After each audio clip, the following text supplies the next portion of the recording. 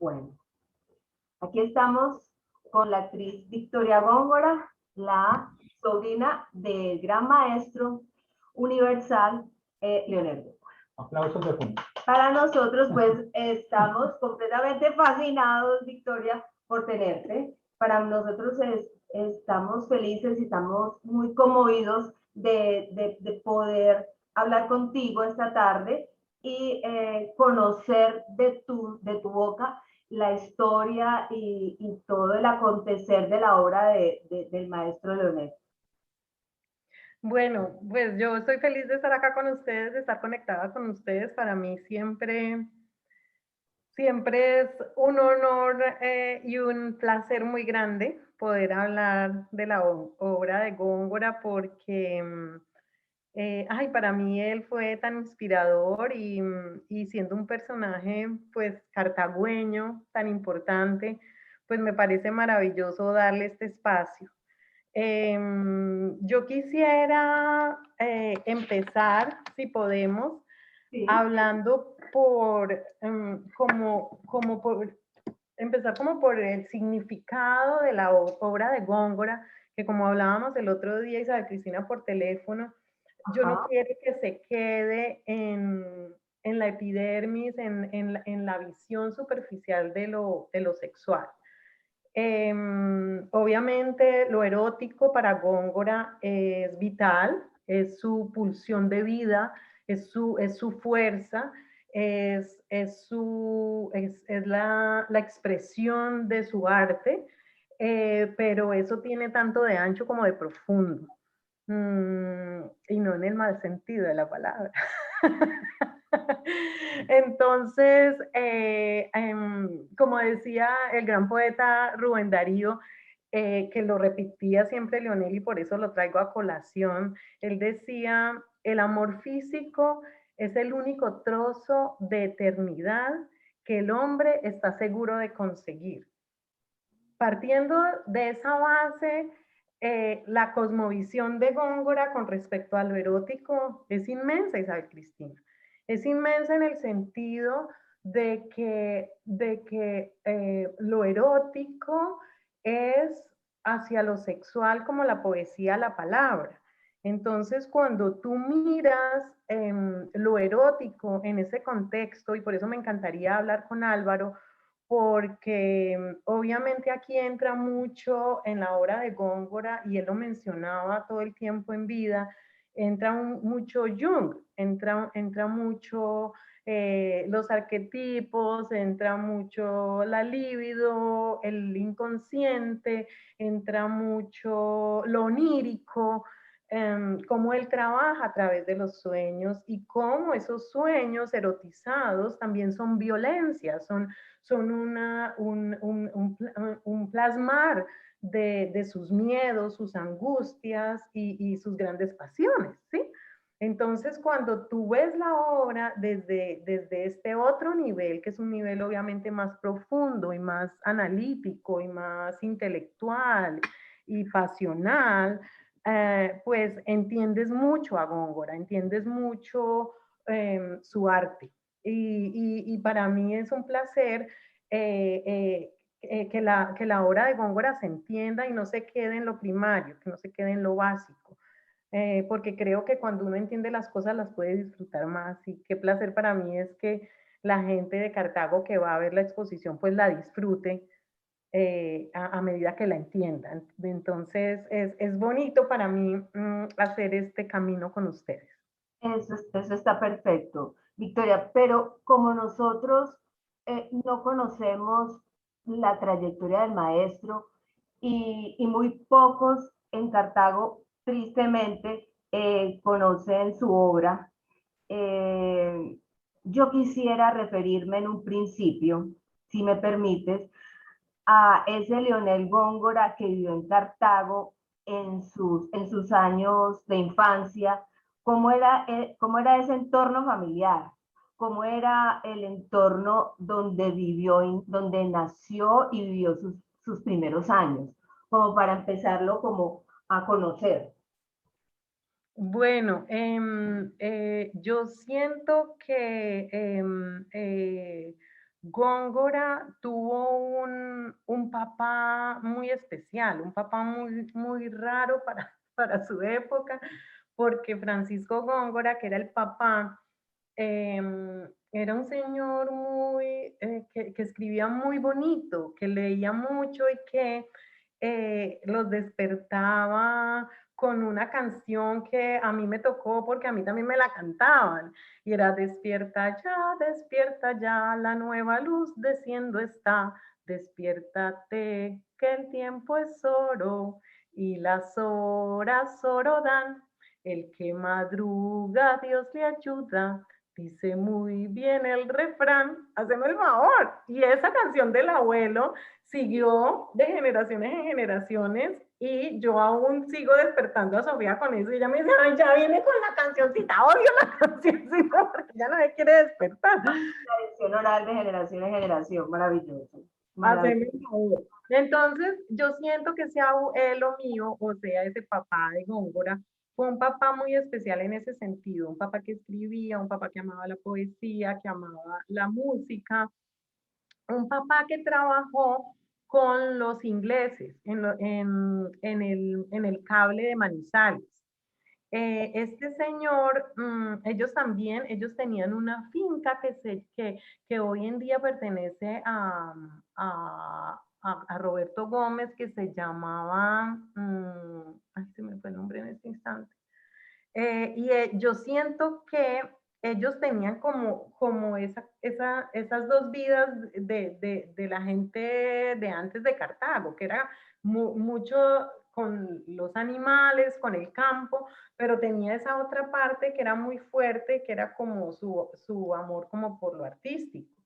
Entonces, mira que fue muy especial que ese abuelo, cuando su hermana mayor, Esneda Góngora, terminó en el Colegio de las Madres, terminó su bachillerato, ella manifestó su deseo en esa época que las mujeres simplemente se casaban, ella manifestó su deseo de querer estudiar.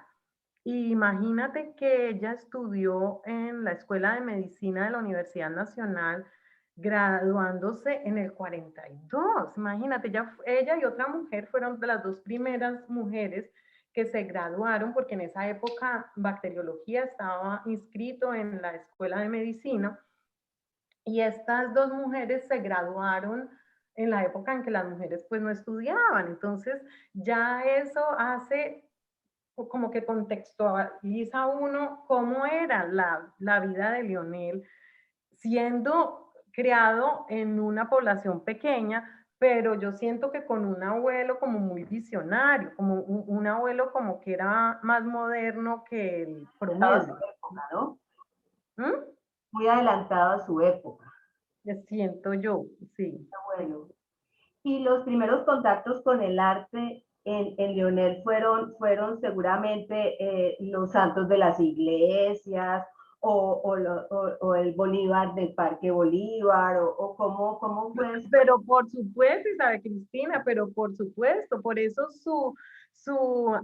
él tiene su obra siempre es unos ires y venires entre la puta y la santa, es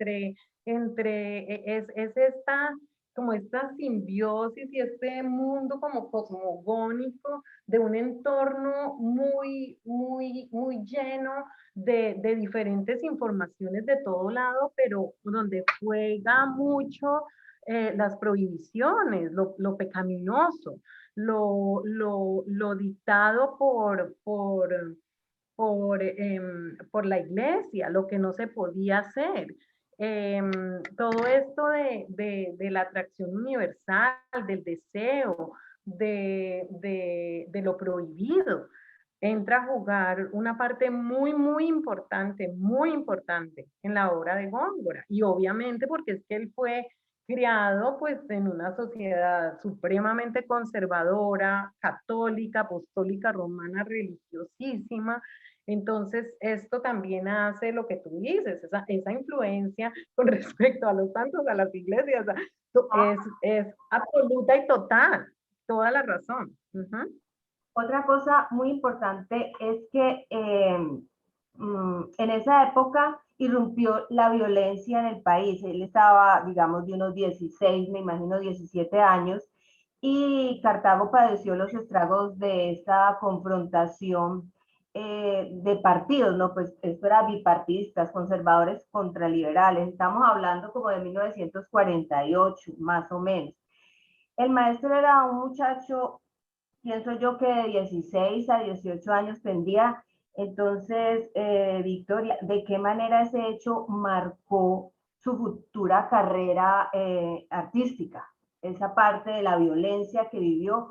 Sé por un escrito de María Cecilia Galindo Oñate, que ellos tuvieron que salir de su finca debido a esa violencia bipartidista. Eso también me imagino que hizo que Góngora en su obra lo expresara de alguna manera, ¿no?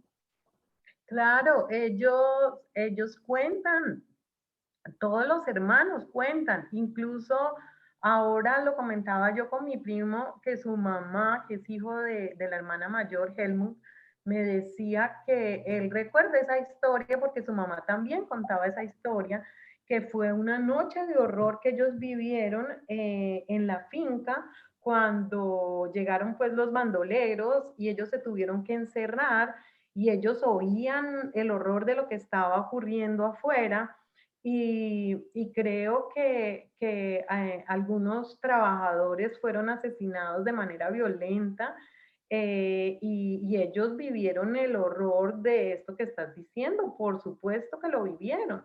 Y yo siento que esta parte de la violencia bipartidista de esta época está muy presente también en la obra de Góngora, cuando él habla de que las manos como puñales, todas estas, él tiene muchos cuadros que son unas representaciones, parecieran sexuales, pero son como ataques violentos con armas, ¿sí? Y cuando él habla de sus manos como cuchillos, yo siento que esto tiene mucho que ver también en esa influencia de la violencia en Colombia y de la violencia que él vivió cuando era niño. Cuando él tiene una obra del 62 que se llama La violencia en Colombia.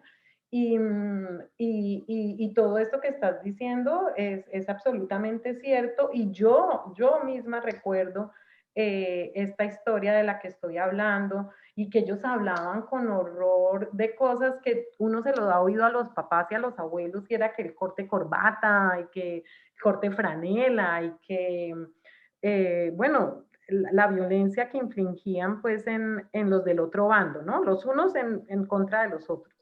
Exactamente.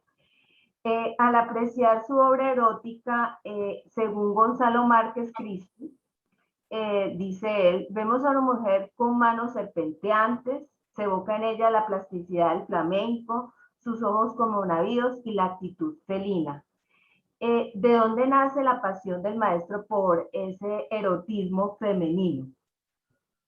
Mira que ahí es cuando entra, yo pienso que todo lo que yo te acabé de contar, él hablaba mucho de Jung y lo onírico, pero también entra todo lo que para nosotros y nuestro imaginario y nuestra realidad emocional tiene que ver con lo platónico. Lo platónico es la cama y la base de nuestra visión del mundo, de nuestra manera de entender, digamos, de alguna manera el amor. Hay un mito del que alguna vez le oí hablar a Lionel, que era el mito del andrógino original. Y el andrógino original era que antes existían tres sexos, el sexo femenino, el sexo masculino y el andrógeno, que eran estos seres que eran absolutamente completos, porque existía lo masculino y lo femenino en ellos.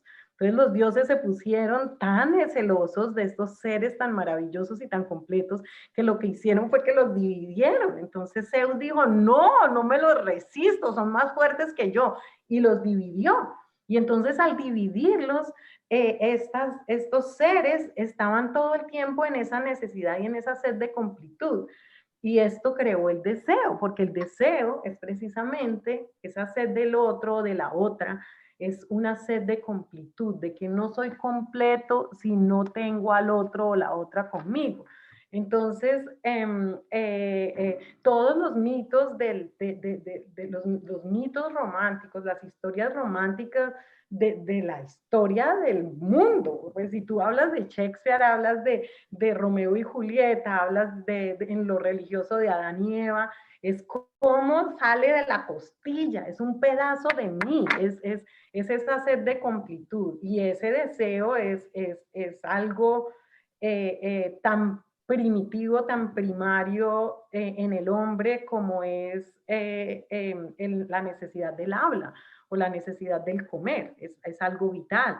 Entonces, cuando ves este erotismo descarnado en Góngora, pienso que es ese palpitar que nos lleva por toda su obra, que es una obra tan viva, ¿no? Es una obra tan apasionada, viva, está presente, está aquí y ahora, te llena, ¿no? No es una obra que entra por otros poros, no, entra por el poro de la pasión, ¿sí o no? Sí, sí, sí, te impacta y te llega muy fuerte, como que la sientes a través de todos tus sentidos. Es algo muy, muy, muy, muy grande. Eh, Aquí se observa en su obra que los cánones de belleza, esta es algo que yo quería también tocar, es que eh, no corresponden con los cánones griegos de la perfección de la forma y toda esta parte. Y se habla en este caso de otro tipo de belleza, que maestros como Goya, como Picasso, como Munch, supieron recrear. Para el maestro Góngora, ¿dónde habitaba la belleza? Ay, qué pregunta tan linda, Isabel Cristina. Esa pregunta es muy importante. Y esa pregunta es muy importante porque, como lo dices, ¿dónde habitaba la belleza? Y él decía algo hermoso, hermoso, y yo te lo quiero leer, porque él decía, mi obra es mi casa del ojo y es allí donde me oculto de la muerte. Cuando él habla de su casa en el ojo, él habla de todo lo que él puede ver y percibir y cómo ve él esa realidad y lo que es bello para él, porque él era un expresionista. Y los expresionistas no son ni retratistas, no es un figurativo realista. El expresionista es el del sentimiento, es cuando pones el sentido y lo plasmas en el lienzo. Entonces, ¿dónde ve la belleza? La belleza la ve en su casa del ojo. La belleza es absolutamente personal. Entonces, porque es en el ojo del que mira. La belleza está en el ojo del que mira. Y lo que algo es absolutamente hermoso, bello, sublime para mí, de pronto no lo es para ti. Exacto. Entonces, y eso no está que tú estás mal o yo estoy bien o viceversa. No, es que yo no puedo competir con la belleza de tu ojo. Exacto. Para la belleza de cada quien, ¿no? Y a mí eso me parece tan importante porque esa belleza está en la plasticidad de las formas, en la pasión del trazo, a él lo describen mucho como dibujante, de lo fluido de lo fluida que es su línea. Y yo pienso que su belleza radica es ahí, en lo apasionado de su línea y en lo vibrante del color, hablando pues del óleo, ¿no? De la pintura cuando no es carboncillo o lápiz. Perfecto, perfecto. Me queda muy claro, esa era una pregunta que no podía dejar pasar. Bueno, aquí empiezo con el surrealismo. Él es expresionista, pero se basa en el surrealismo, ¿no? Sí, porque él es hijo del surrealismo. Entonces Exacto. él viene de los grandes maestros como Dalí, ¿no? Él es hijo de ellos. Entonces, incluso interactuó con ellos. Él en Nueva York conoció a Dalí. Ya en sus últimos momentos, pero él es hijo de todas estas vanguardias europeas que venían con muchísima fuerza y que él absorbe de estudiante de una manera muy vivaz y la transforma pues en otra cosa. También estamos viendo que también el impresionismo como tal también lo tuvo en su cabeza. Un Caravaggio con las luces y las sombras, el trabajo de Caravaggio también fue parte como de esa obra, o fueron los actores, los pintores que le llegaron en determinado momento y que hicieron parte como de lo que ha sido la obra de Góngora. Otra pregunta. El concepto del desnudo femenino lo percibió como un fetiche entre lo místico y lo onírico, como lo decías ahora, entre lo erótico y violento, entre lo banal y lo trascendente. Según la artista María Cecilia Galindo Oñate, que te conoce a ti y que estuvo con tu familia aquí en Cartago, visitándolo, según lo que leí de la artista, ¿no? Dice, esta es pues una propuesta visual diferente, total, tiene todo un trasfondo psicológico, que era lo que hablábamos ahora. Claro que hablamos antes de la entrevista de esto. Quería saber más a fondo ese trasfondo psicológico de la obra de Góngora.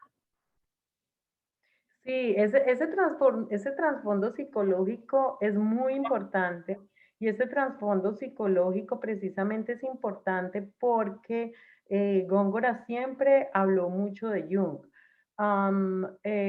Cuando digo que habló mucho de Jung, ustedes saben que él trabajó pues con Freud, pero en un momento se separaron y una de las grandes separaciones que tiene Jung y Freud, y Álvaro que me corrija si yo estoy en lo errado, es que para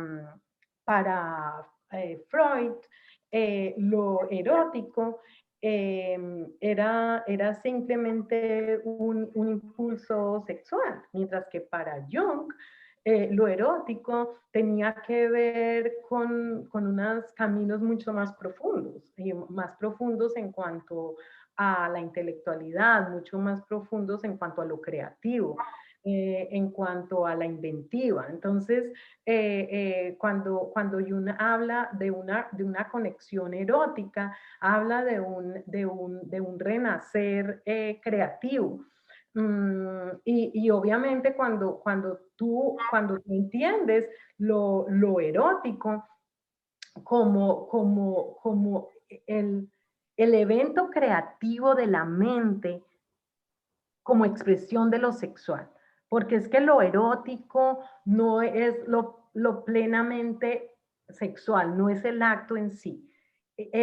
Por eso yo hablo de que lo erótico es al sexo como la poesía a la palabra, porque para lo erótico se necesita toda una divagación, toda una creación, toda una imaginería. Y no solo es una imaginería aquí mía, de mi ser, es una cosa que viene de un imaginario además colectivo, de un imaginario ancestral, ¿no? Que es casi atávico a nuestra condición de humanos. Entonces, que hablábamos también de eso antes, que tiene que ver además con toda la cosmogonía en el entendimiento de lo que somos nosotros como humanos creativos, como humanos inteligentes, como humanos profesadores de una intelectualidad y de una creatividad palpable en ese aspecto. Entonces, yo no sé, para mí es muy importante hablar de la psicología y es importante porque profundizamos también sobre los arquetipos de Jung, que eso también es muy importante. Él hablaba todo el tiempo de los arquetipos de Jung.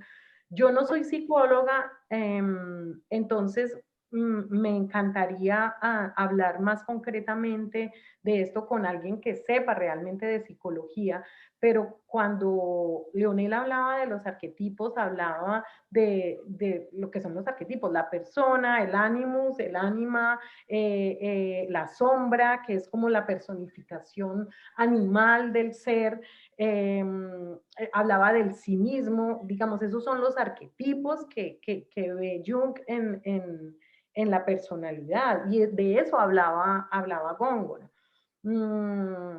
No sé si me estoy yendo por las ramas, pero sí, estoy siendo clara. Sí, está siendo clara. Pues yo tampoco soy psicóloga y el psicólogo no se encuentra en este momento acá, pero esa la tenemos pendiente en este Sí, momento. pero mira cuando habla, por ejemplo, Góngora, cuando habla de los arquetipos y habla de la persona. Cuando Jung habla de la persona, habla de la máscara, habla de como la máscara que usan los actores para representar algo que quieren comunicar a nivel social, algo que quieren comunicar socialmente, pero no son realmente lo que son. Entonces yo me pongo la máscara de la señora amable, me pongo la máscara de la La bruja, puta o de la bruja, exacto. ¿no? Pero en realidad es el rol social al que estoy destinado, en el que me asignan o en el que yo misma pongo, ¿sí? Entonces, cuando él hablaba mucho de la santa y la puta, en este sentido de los roles femeninos que son terriblemente como encasillados, porque esa no es la realidad de ningún ser humano es ni lo uno ni lo otro, nosotros somos todo eso, y todo eso está en nosotros y nosotros somos todo. Yo soy el asesino, pero soy también la víctima, ¿sí? Yo soy la víctima y el victimario, yo soy el poseedor de la verdad y el ignorante, yo soy el deseante deseado Ujú. o el deseado que desea. ¿Sí? Entonces, cuando hablas de eso, pues todo va con lo que hablas también, que es el mundo de los sueños, que eso también es mucho Jung, que es todo lo del inconsciente y el inconsciente a través de los sueños. Entonces, por ejemplo, esa obra que está en este momento, que es el Arcángel Yahadiel, ¿sí? La que está expuesta en este momento. Sí, Esa es una lección onírica de los sueños de Góngora, donde se ve todo de lo que estamos hablando, Isaac Cristina. Donde se ve el animus, la persona, la máscara, y donde se ve a sí mismo reflejado allí en esa piscina de ensueño, o de pronto esa piscina de las pesadillas. sí, es el óleo que está al fondo de la exposición. Uh -huh. Sí, sí, sí, ya estoy viéndolo en este momento. Es de esta obra es que me habla. Exacto. Exacto. Mira lo que dices ahí, lo que hablábamos de él, el sí mismo, sí, la máscara, la persona,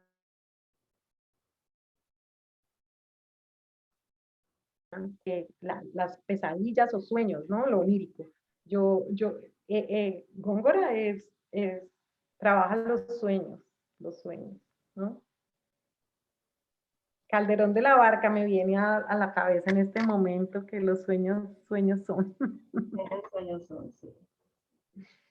Bueno, el maestro fue profesor de dibujo y pintura en el Departamento de Artes en la Universidad de Massachusetts lugar en el que trabajó durante 25 años aproximadamente. Pues esta es una pregunta porque en este momento tenemos un auditorio de maestros, ¿no? Pero también es para todos. ¿Cómo fue esa época de docencia para él? Yo me imagino con un hombre tan espectacular, yo creo que esos alumnos no querían salir de esas aulas, ¿no? Entonces, ¿cómo era el trabajo de él con sus alumnos? Pues a él como tenía una personalidad tan apasionada, a él lo amaban y lo odiaban, ¿no? Él lo Ah, aman como a todos los genios, digo yo, que lo aman y lo odian. Él era muy apasionado y por algo tuvo su cátedra durante 25 años, porque era muy bueno, era muy brillante en su cátedra. Y era muy buen profesor, según tengo entendido. Yo he interactuado con alguna de sus alumnas, eh, pero, y alumnos también.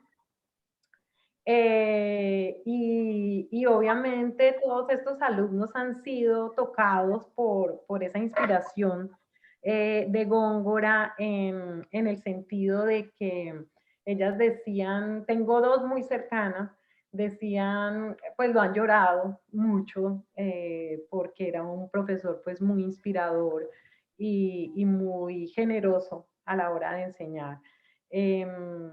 A mí me da pesar que él murió estando yo muy joven y yo siento que lo aproveché mucho, pero cómo lo hubiera aprovechado más y más y más, sacarle más juguito, que pesar. en esta época estabas interpretando la María, por esa época fue que murió Góngora o fue ya mucho después. No, no, Isabel, no. Él murió en el 98. Yo era María en el 90. Ah, Entonces, ya 8 años. yo pude disfrutarlo unos añitos más, pero de todas maneras cuando él murió yo estaba muy jovencita. Y son de esas pérdidas, Isabel Cristina, que uno dice, qué pesar no poder yo conversar con él ahora, que no hubiera un teléfono, que uno pudiera conversar como con la otra dimensión para poder preguntarle tantas cosas, ¿no? Yo pienso que lo de la enseñanza para él era importante, era muy importante, porque él sufría mucho con el invierno, sufría mucho con la nieve, porque donde él vivía era una región muy fría en invierno. Amherst, Massachusetts, es muy arriba, es un invierno muy frío y muy largo. Y él siempre decía, me voy para las nieves perpetuas. Y en el estudio de él rezaba, aquí vive el pintor del bajo mundo, decía él. Tenía un letrero que decía, aquí vive el pintor del bajo mundo. Obviamente bajo mundo porque siempre lo habían criticado, descolgado, vilipendiado pues por su obra transgresora. Hoy en día siento que aún en un lugar tan moderno como en el que estoy yo vivo en Berkeley y Berkeley le dicen la República Independiente de Berkeley porque es uno de los sitios más adelantados a su época que hay aquí en Estados Unidos. Todo es como en torno a la Universidad de Berkeley y es una sociedad muy liberal y muy adelantada.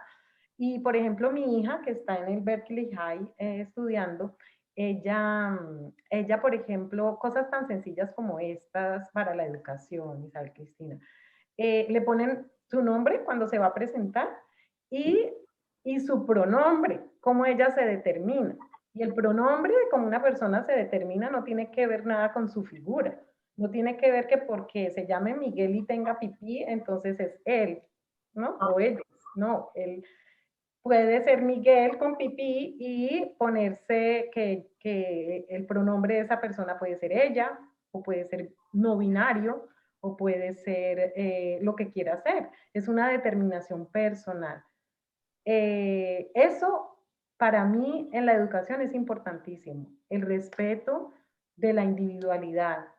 Y yo siento que Lionel en eso fue muy adelantado a su época. Lionel tenía pinturas donde aparecía una persona con tetas y con pipí y con unos pelos así que le salían así como un peinado de esta época, de ahora, del 2021 aquí en Berkeley, porque no ha llegado por allá por otros lares, es aquí donde usted dice, ay Dios mío, aquí se ven todas las modas, todas las culturas, todas las religiones, todos los idiomas, y todo hace un crisol que es muy rico y muy variado y muy enriquecedor para el alma humana, porque contrario a lo que creían los nazis, la pureza de la raza o el solo convivir con un estilo de persona es terrible, es lo más insalubre que hay.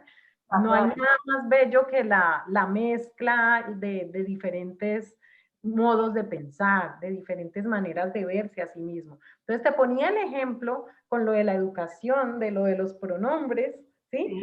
Porque pues Lionel era una persona de avanzada, pero acuérdate que él se murió hace, ¿qué? ¿Hace cuánto ya se murió? Imagínate, se murió en el 2000, hace 21 años, 22 años. Entonces, esas personas como Lionel, que están adelantadas a su época y que a la vez enseñan, pues son unos profesores que ponen esas semillitas de esperanza en las cabezas de las personas, que yo pienso que a uno lo salva. Si no lo salva el papá, la mamá, lo salva un profesor. Un buen profesor. Un Un buen profesor. profesor es vital en la vida de un ser humano que no tiene salvación. Si tiene un buen profesor, está salvado. Un profesor, yo tengo Una frase puede cambiar la vida a un estudiante. Una frase.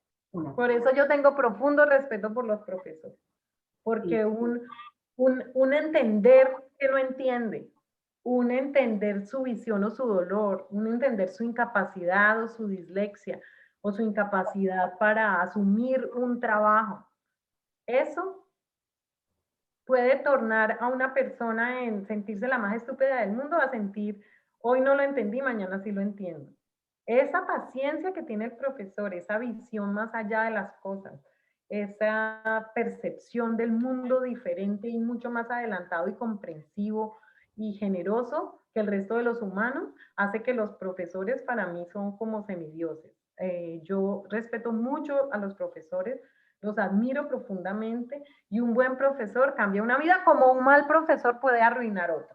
Arruinar otra, en tanto poder y no tiene que ver nada ni con la plata, ni con el lugar donde enseñen, ni con, no. Un buen profesor puede salvar una vida o dos o tres o cuatro, dedicarse a salvar vidas o a tirárselas.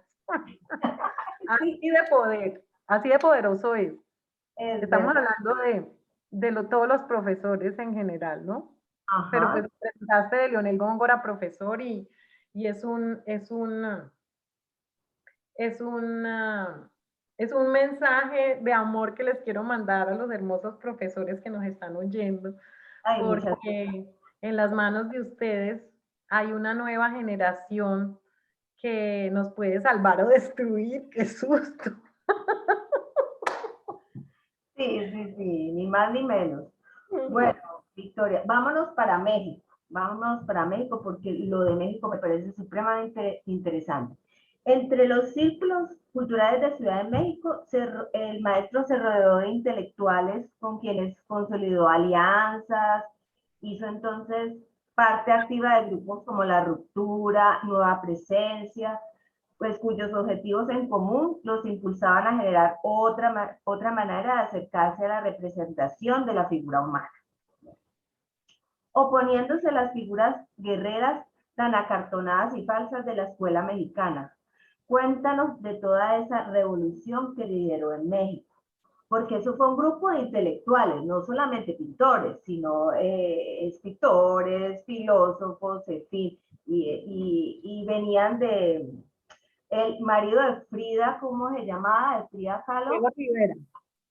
Rivera, entonces venían de adorar a un Rivera y como que ese México de la pintura como que se estancó en esos años y solo había como esa mirada del indígena, de la pintura del indígena muy acartonada, en fin. Entonces llegan estos jóvenes nuevos, pintores con ideas muy diferentes y entonces se crea toda una revolución intelectual y artística en ese México de los años 60, de los 60. ¿Cómo fue el proceso que hizo pues que Góngora fuera como liderando con otros artistas todo ese cambio en el pensamiento del, como de la cultura mexicana en general? Bueno, el aporte muy importante que hicieron los muralistas mexicanos de los que hablas, que es Diego Rivera, Siqueiros y Casas, fueron los tres muralistas mexicanos más importantes de su generación. Estos hicieron una revolución importantísima porque estos venían de una escuela europea que venía como dejo de toda esta conquista europea hacia las Américas, ¿sí? Entonces, no solo en las costumbres, no solo a nivel económico y político, Europa, España más concretamente, tenía como las riendas del futuro mexicano, sino que esto venía permeado hacia todo, hacia las artes sobre todo. Entonces, antes de estos muralistas, se, se, se perdió un poco como los orígenes de las pinturas y fue antes, Isabel Cristina, fue mucho antes. Sí, fue antes. Antes de estos muralistas, porque los muralistas fueron los que vinieron a reivindicar a los indígenas que estaban completamente olvidados, vilipendiados, vueltos mierda por toda esta escuela europea rígida, acartonada, tiesa y inmunda, que venían como ecos de lo que estaba pasando en Europa, pero de lo de antes, porque resulta que en Europa por esa época ya estaban, pintores como Van Gogh, ya estaban, en el renacimiento del arte, haciendo algo muy, muy distinto. Entonces venían como ecos de lo que era antes y de lo que era ahí sí rígido y como mandadito a hacer. Y estos muralistas vinieron y hicieron muy importante que fue que reivindicaron la real cultura mexicana, que es la cultura indígena, del sentir del pueblo. Obviamente eran unos revolucionarios, unas personas que creían en la igualdad social, que creían en la reivindicación del mexicano nativo, del indígena, y ellos hicieron todos estos murales inmensos que hay en Bellas Artes, que encuentras en México con estos tres, con Siqueiros, con Casas y con Diego Rivera. Después de que el muralismo fue toda una expresión de arte muy, muy importante en México, valiosísima en México, vinieron estos otros artistas como Corsas, como Cuevas, donde también aparece Leonel en la escena, y es que ellos vienen y reivindican otra vez la pintura de Caballete. No era que no existiera antes, lo que pasa es que se reivindica otra vez, porque el muralismo se había como tomado la escena de las artes plásticas, que fue importantísima y maravillosa, pero entonces la pintura de Caballete quedó un poco relegada como a una segunda instancia, digamos.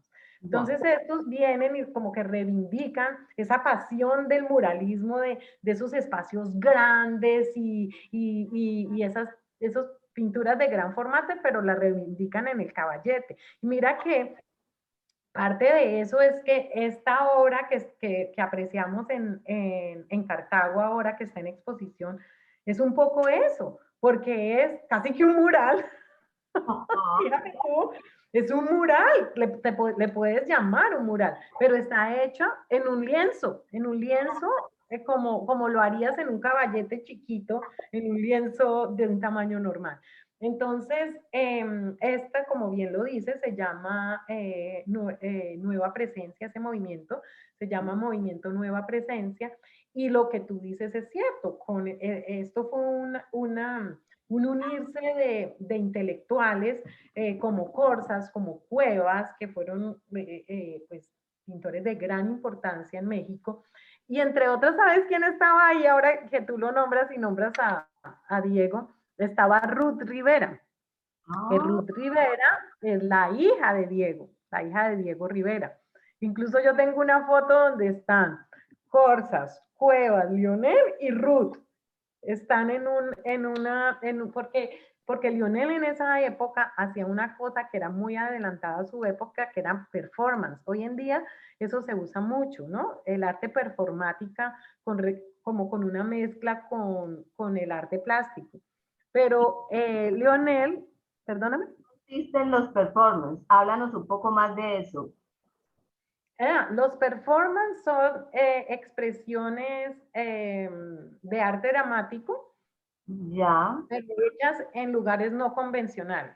El arte performático puede darse en un museo, puede darse en una iglesia, en un parque, en una casa. El arte performático se aleja, digamos, de toda la parafernalia del arte dramático en el sentido de que no tiene unos parámetros tan específicos como que se requiere de un teatro, de unas luces, de un vestuario, de unas cosas como metidas entre una cajita, tran, y es maravilloso, de eso se trata el arte dramático. Pero el arte performático se olvida un poco de los lugares, entre comillas, ideales para hacer una expresión con el cuerpo, y es que se sale de los teatros. Esa es la diferencia con el arte performático.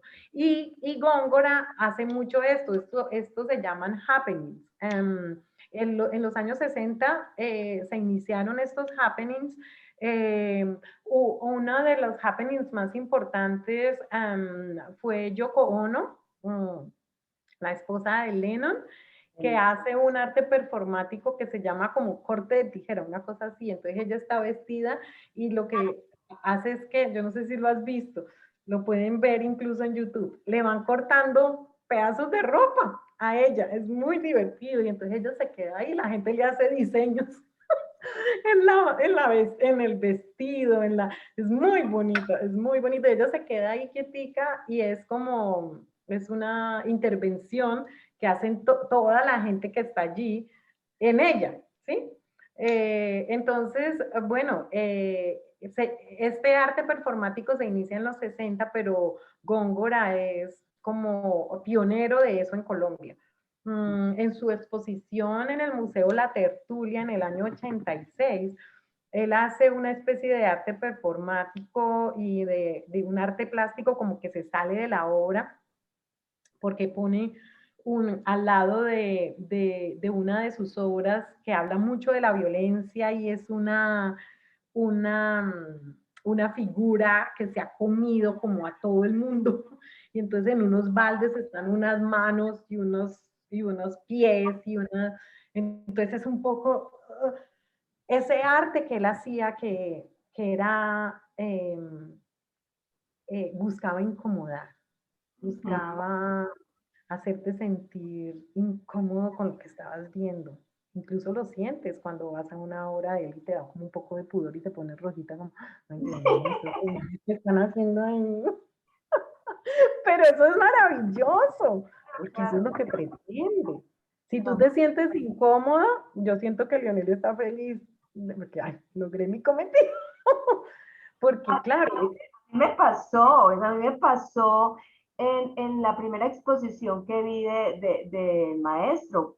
Yo estaba muy pequeña y mi mamá Leonor me llevó a Unicáncer y yo estaba chiquita y me impactó de una forma. Y dije, oh, wow, ¿qué pasó acá? Y sobre todo una obra que se llama Desmembración. Y era una mujer con su cuerpo desmembrado, los brazos y las piernas, pero pues es que yo era una tierna niña de colegio y eso me quedó me impactó demasiado en ese momento, ¿sí? Si eso buscaba el maestro,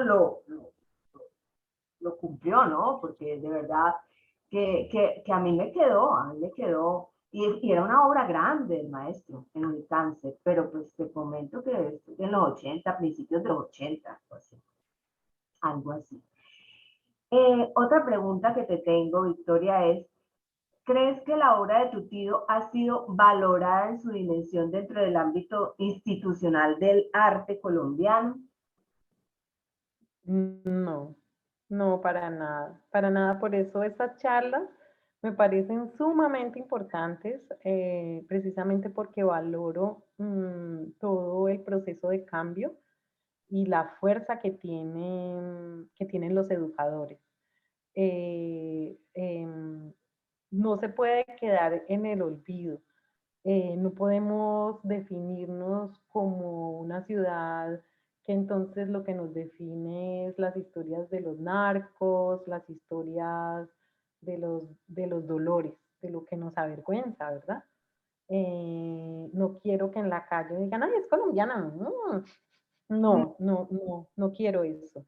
Y pienso que está en nuestras manos también hacerle honor a esa otra parte de nuestra Colombia hermosa, de nuestra gran ciudad de Cartago hermosa. Yo amo Cartago y teniendo tanto de qué pegarnos y teniendo tanta historia tan bella, porque no solo tenemos a Góngora, tú sabes, Isabel Cristina, tenemos cientos de personajes que han hecho cosas maravillosas, pues como es de triste que los mismos cartagüeños no tengan ni idea quién es Leonel Góngora. Entonces, yo siento que en nuestras manos está reivindicar tantas cosas positivas que tenemos, y cosas positivas es, digamos, la pelea con un pincel y un lápiz.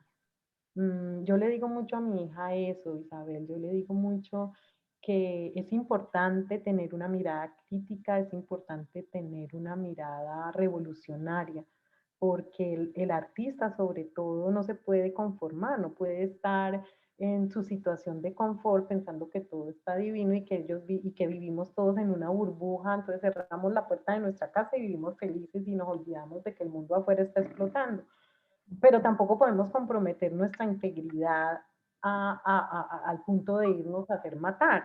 Entonces, ¿cómo peleamos? ¿Cómo peleamos? Esa es la gran pregunta. ¿Cómo pelean ustedes como educadores ante esta gran violencia y ante esta falta de justicia y ante estos horrores que comete el gobierno y ante estos horrores que cometen los delincuentes y ante todo lo horrible que pasa en Colombia? ¿Cómo luchamos? Pues precisamente estas son las herramientas. Luchamos con el arte, luchamos con darle de comer al intelecto, a darle de comer al raciocinio, al estudio, a mirar las cosas desde otras perspectivas, a ser más incluyentes, a ser más eróticos y más sexuales y divertirnos más. Entonces, creo que en nuestras manos está que eso se cambie. Pero si tú me preguntas que si se le ha dado la importancia, no se le ha dado en lo más mínimo. Y es muy triste. En los artículos que leí sobre esa parte decían que era porque el maestro, mejor dicho, el maestro abandona la universidad, la Escuela de Bellas Artes en Bogotá,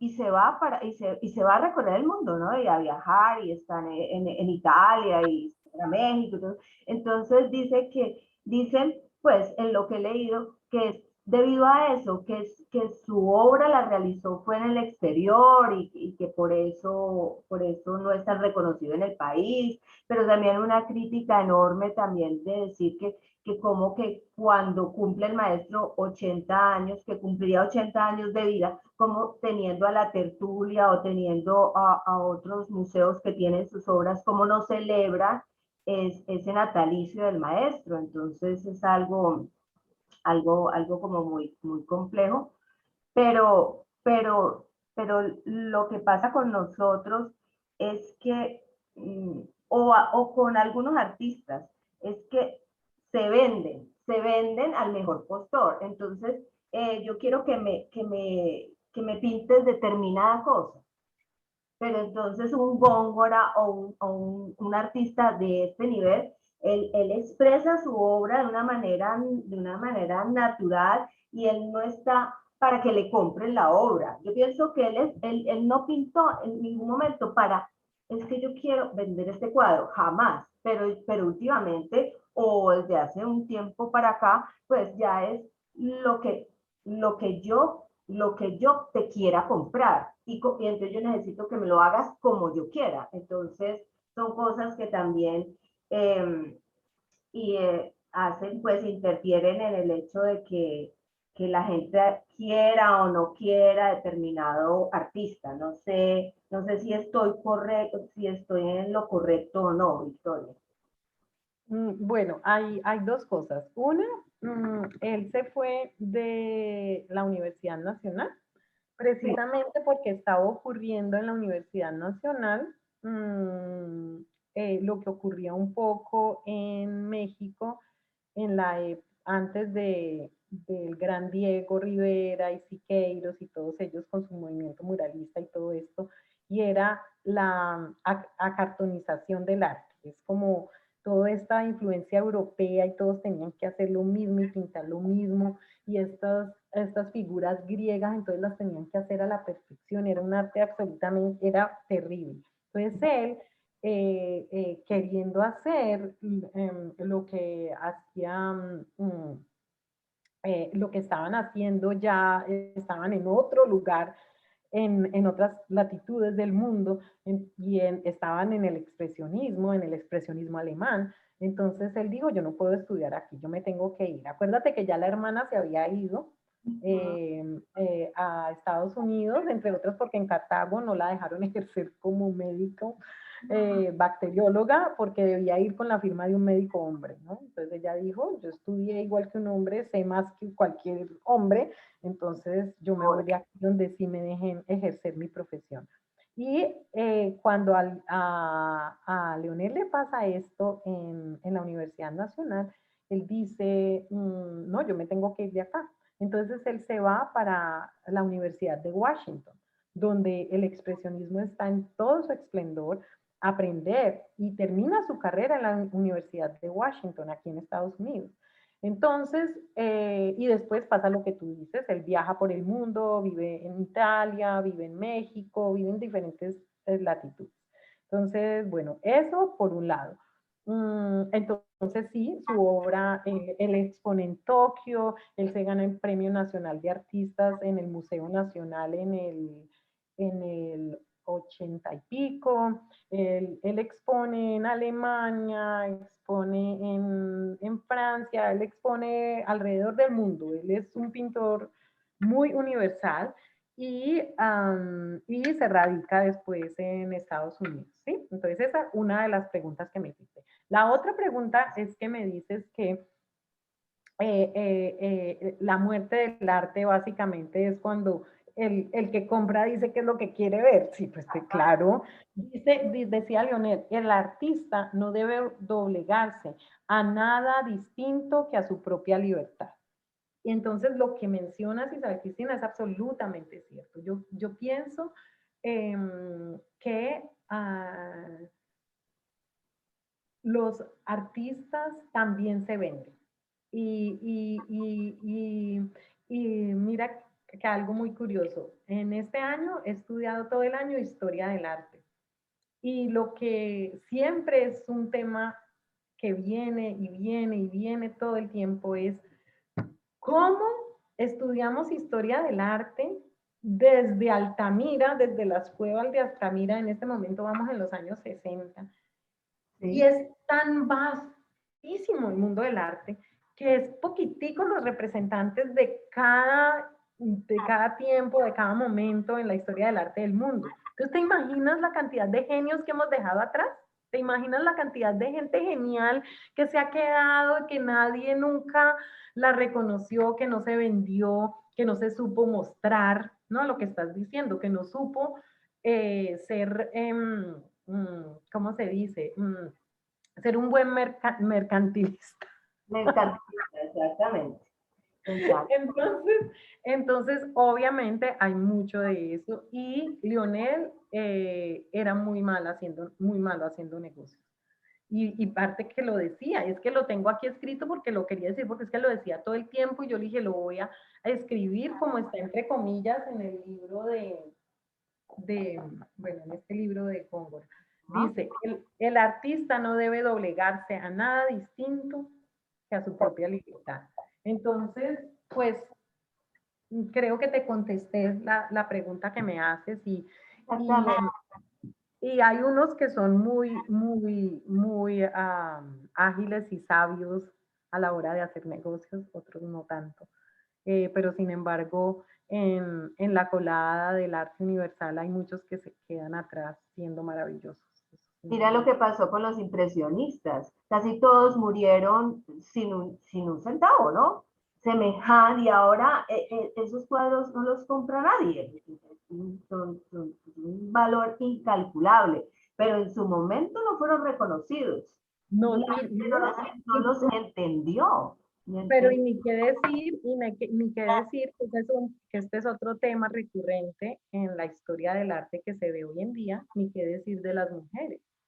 Las maravillosas mujeres artistas que hemos tenido, mujeres tan brillantes como Leonardo da Vinci, Anastasia Gentileschi, durante la historia se podría hacer una historia paralela de mujeres pintoras junto con los hombres, porque con la mirada masculina, con el male gaze, que es lo que mi profesor aquí habla todo el tiempo, se olvidaron de las mujeres, no las pusieron en este mundo de hombres.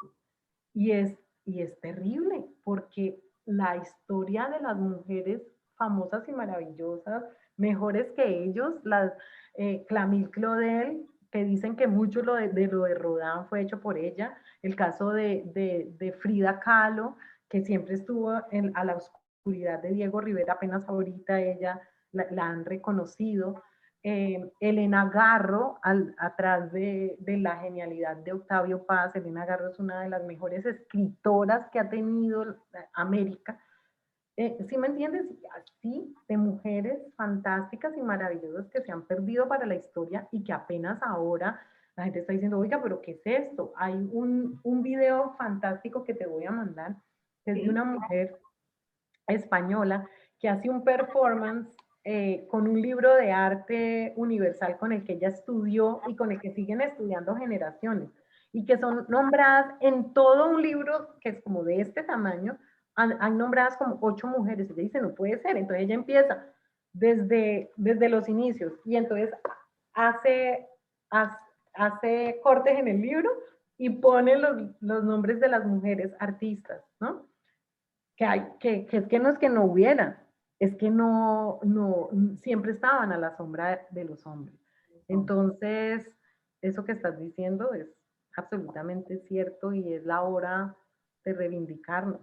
Exacto, de reivindicarnos y de reivindicar también a tu tío, ¿no?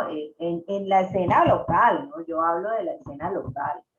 Cuando yo entré a esa exposición que me invitó Betty Valencia a la inauguración, yo dije, ¿qué es esta maravilla? Y en Cartago, yo dije, no, yo dije, esto lo tiene que ver Victoria, y por eso empecé a grabarte el videito que te mandé. Eso me hizo recordar cuando yo llegué a Bogotá en el 93, 94,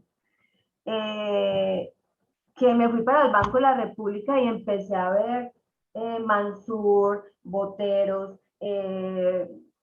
vi un Dalí, y yo decía, ¿qué es esta maravilla? Yo aquí llegando de Cartago y parada a centímetros de estas obras.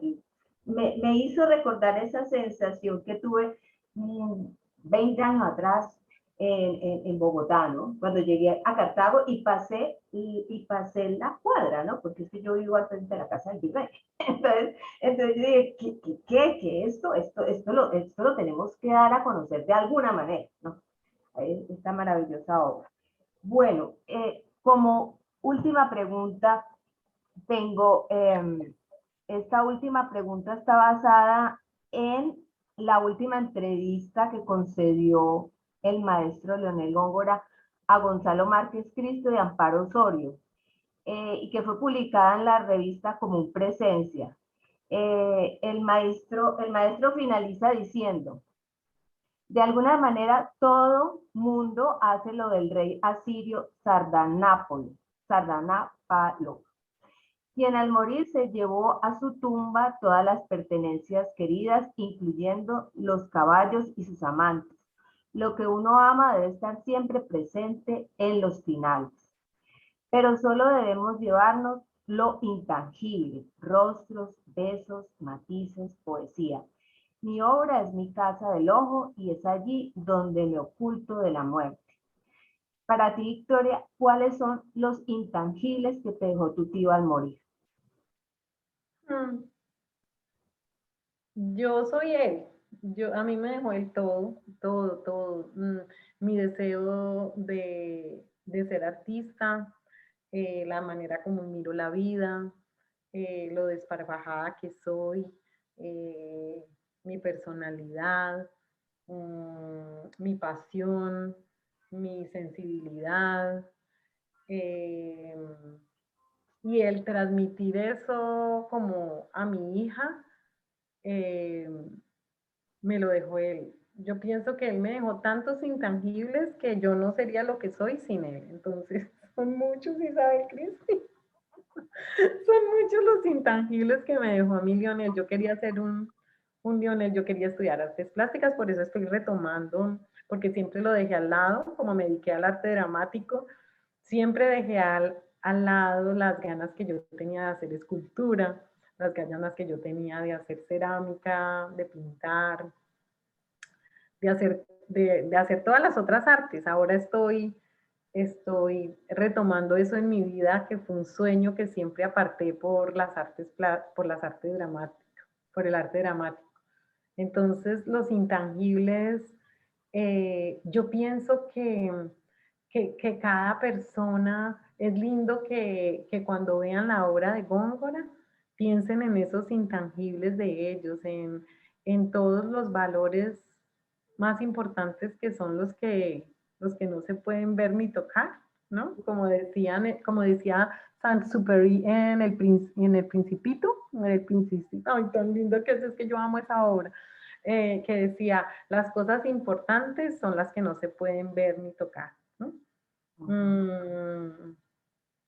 Yo de verdad, ay, los animo a todos, a todo el grupo de profesores que están acá hoy, a que se apasionen por lo que hacen, a que se sientan inspirados, a que sepan que cuando un adolescente les está poniendo problemas, les está volteando la espalda, lo que está pidiendo ayuda, gritos, está pidiendo cuando hacen cosas malas, es que quieren llamar la atención porque necesitan que los miren.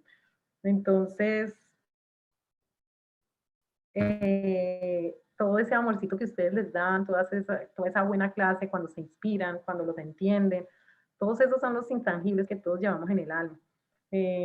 Yo creo que el mundo sería mucho más bonito si fuéramos todos un poquito más artistas, si le pusiéramos un poquito más cuidado a las familias que cantan, si fuéramos a cantar todos con nuestras familias, no importa que no tenemos que saber nada, para el arte lo único que se necesita es querer. Es mentira, yo no creo en eso de que, ay, no, es que no sé, no, todos podemos saber, como la matemática es muy difícil, pero si uno quiere, uno aprende. Yo pienso que la competencia siempre es con uno mismo, no con nadie más, y esa competencia con uno es dura, Isabel Cristina, porque uno es su peor enemigo, qué pendejada, ¿no?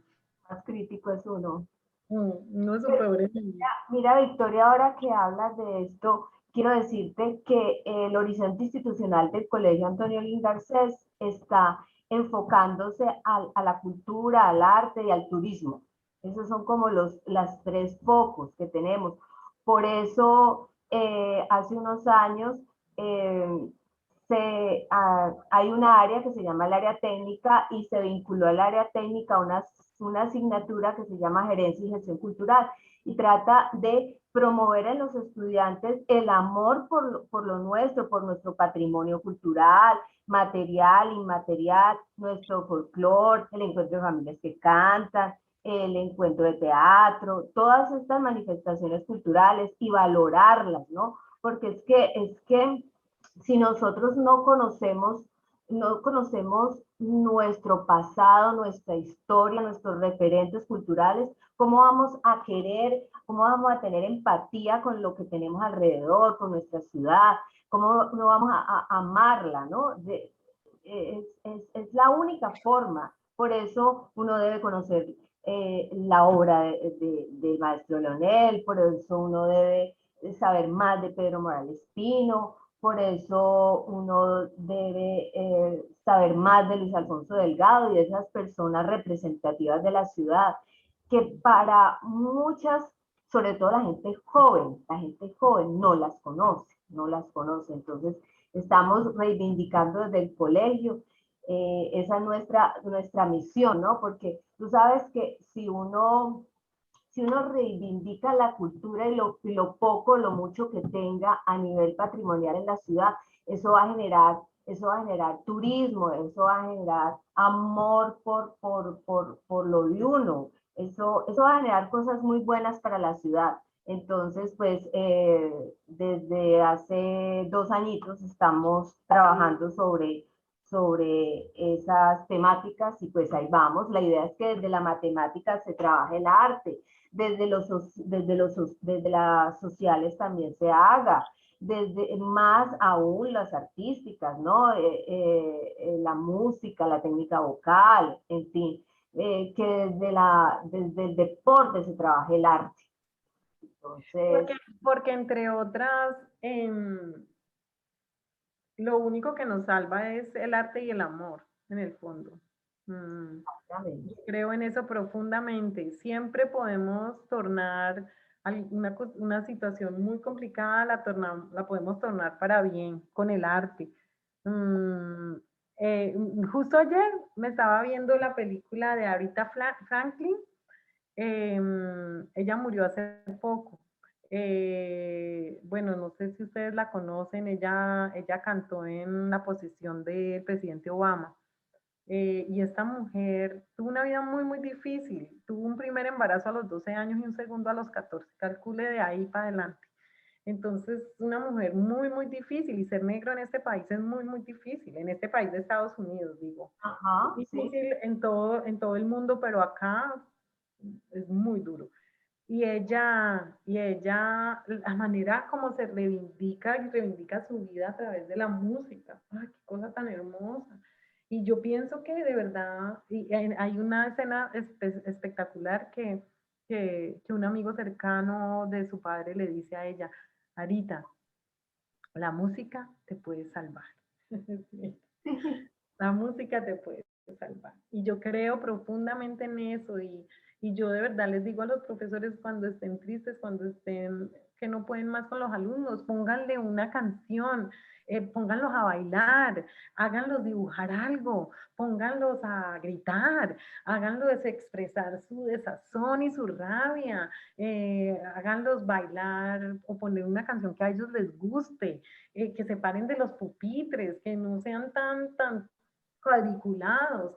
Eh, he aprendido tanto acá, Isabel Cristina, tanto de la inclusión, tanto de entender la diferencia, tenemos tanto por aprender en sociedades como esta, en la que estoy viviendo ahorita, tenemos tanto por aprender en el sentido de la inclusión, por ejemplo. Qué rico es interactuar con gente distinta a uno, que piense diferente, que tenga otras ideas, que tenga otras maneras de ver el mundo.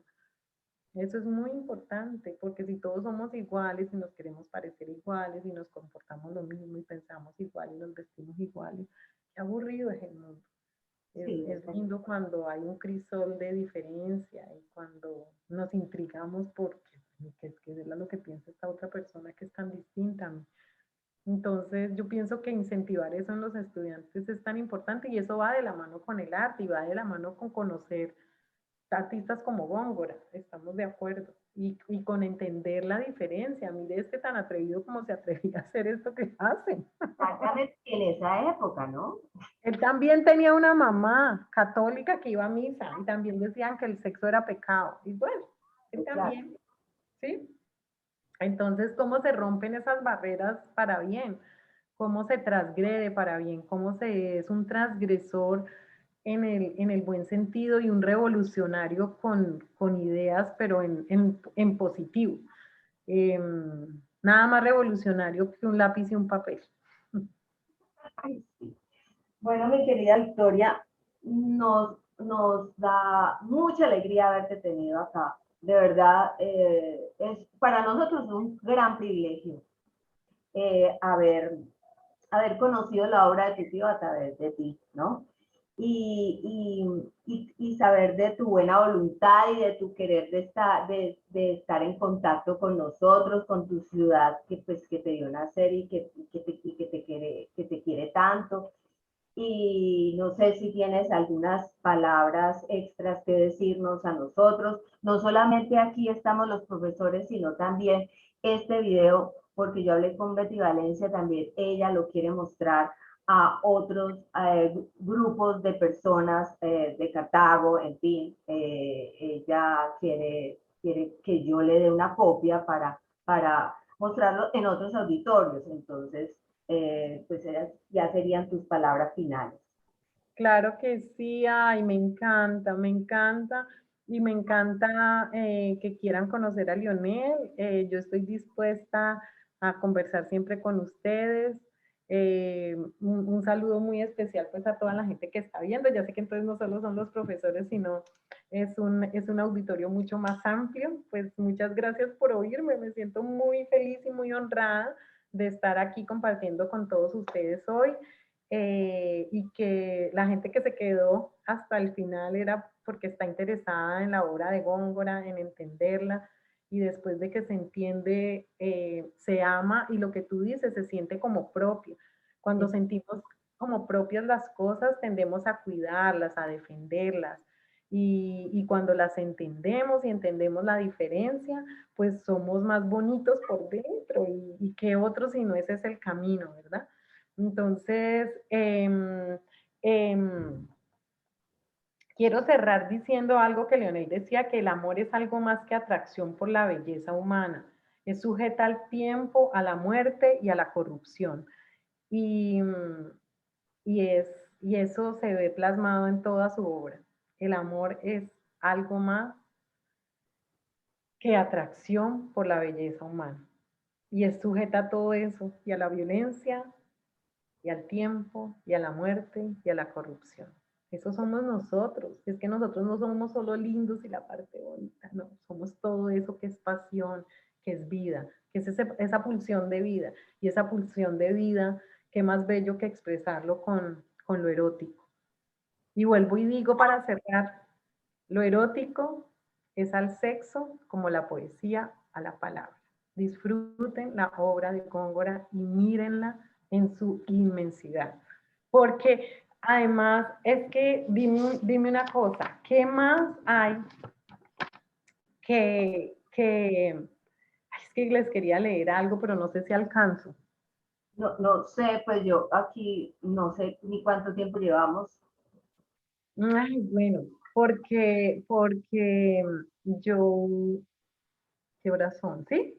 ¿Será que alcanzo? ¿Empiezo o qué? Ah, dale, dale. No, es que en una de las cosas que hablaba Lionel sobre su obra, él hablaba mucho del amor platónico, ¿sí? Que es el amor como lo imaginó Platón. Nosotros tenemos esas estructuras del amor platónico. Nosotros creemos que nuestro imaginario está construido como desde lo católico, pero realmente esas estructuras tan sesgadas y tan limitantes vienen de lo platónico. Y hay Y hay un discurso muy importante en el banquete de Platón, que es el discurso que da Sócrates. Sócrates en el banquete se refiere a los mitos antiguos. Y mira qué curioso que refiriéndose a esos mitos, Platón habla del deseo y pone a decir las cosas más importantes en boca de una sacerdotisa mujer. Y Diotima, espérate que creo que es Diotima de Matinea. Y mira qué curioso que justo en una sociedad completamente homosexual como en la que vivía Platón, donde el amor era conocido, pues era a través de los hombres, no de las mujeres, pone lo sabio dicho en la boca de una sacerdotisa mujer. Entonces es como volver al útero, a la iniciación de la vida, volver a las sabidurías femeninas. Eh, es importante el lenguaje a través de lo femenino.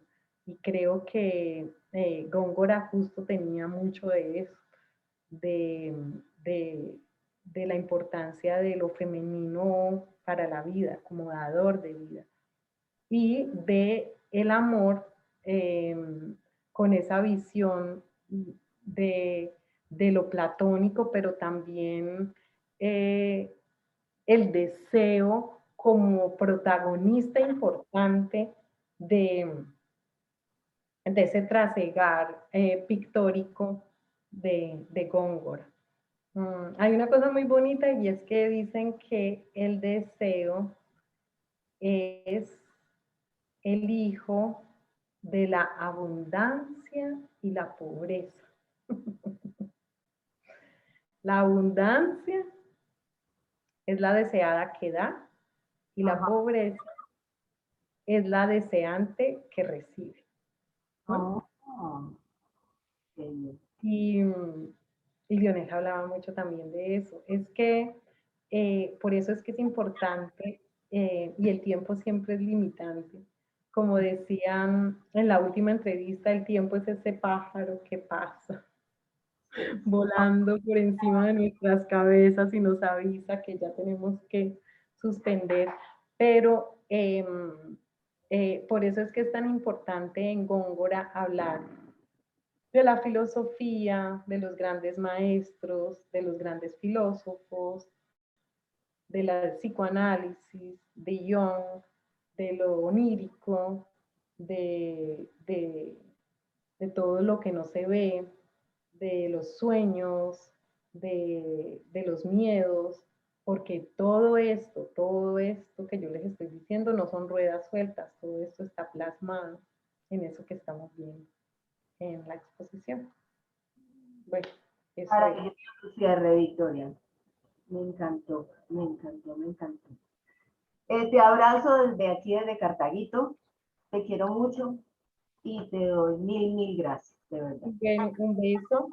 Eh, saludos a todos y bueno, qué rico que disfruten la exposición y los miren con ojos nuevos, amorosos y sobre todo con ojos comunicantes. Gracias, chao. Chao.